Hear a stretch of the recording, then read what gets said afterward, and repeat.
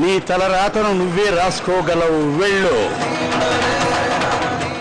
వెళ్ళి అతన్ని కాపాడుకో. అతని ఊపిరి ఇంకా పోలేదు. ఎప్పుడు ఏం జరుగుతుందో చెప్పలేం. దయచేసి నన్ను కాపాడండి. All right, you can stay. ఇక్కడ నీకు ఎలాంటి అపాయం జరగదు.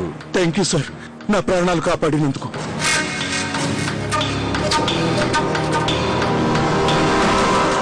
నీకు తెలుసా డాక్టర్,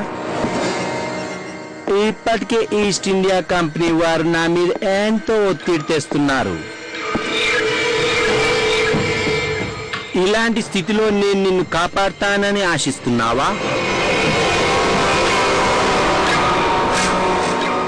ఇక నీ జీవితం ముగిసిపోయింది.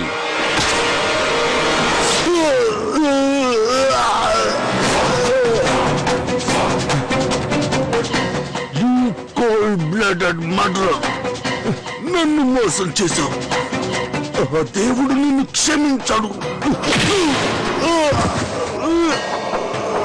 అతని ఊపిరి ఇంకా పోలేదు.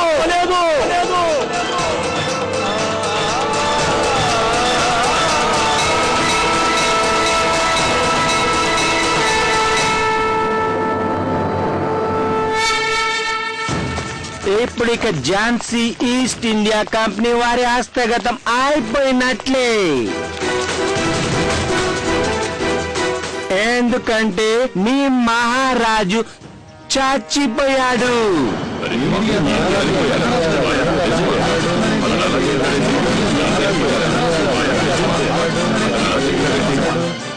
నువ్వు చెప్పేది పూర్తిగా అబద్ధం. నిజంగా మహారాజు గారు పోయి ఉంటే రాజభవనం నుంచి ప్రకటన వెలువడి ఉండేది. భవనంలో వల్ల చావుని దాచి ఉంచుతున్నారు. ఎందుకంటే ఈ వార్త మీకు తెలియగానే మీరందరూ భయపడిపోతారని. మహారాజు గారికి ఎలా ఉంది? అప్పుడే చెప్పలేను మోరపంత్ గారు. మహారాజు గారు స్పృహలోకి వస్తే తప్ప నేను మీకు ఏ విషయాన్ని ఖచ్చితంగా చెప్పలేను. ఏంటక్కడ గొడవ? ఝాన్సీ వాసులంతా భవనంలోకి రావడానికి ముందుకు తీసుకువస్తున్నారు.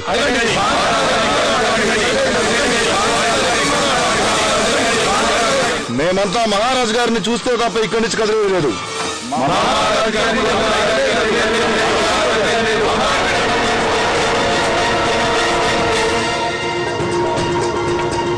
తాము విషయానికి విరుగుడు ఔషధాన్ని త్వరగా. సారీ, ప్రస్తుతం ఆ మందు మా దగ్గర లేదు మహారాణి.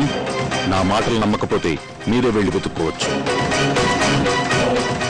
నన్ను కాపాడండి మహారాణి, నన్ను కాపాడండి. అసలు ఇదంతా ఆ నెల్సన్ వల్లే జరిగింది. పిల్లవాడి చావుకి ఆ నెల్సనే కారకుడు. నా మాటలు నమ్మండి, ఆ నెల్సనే కారకుడు.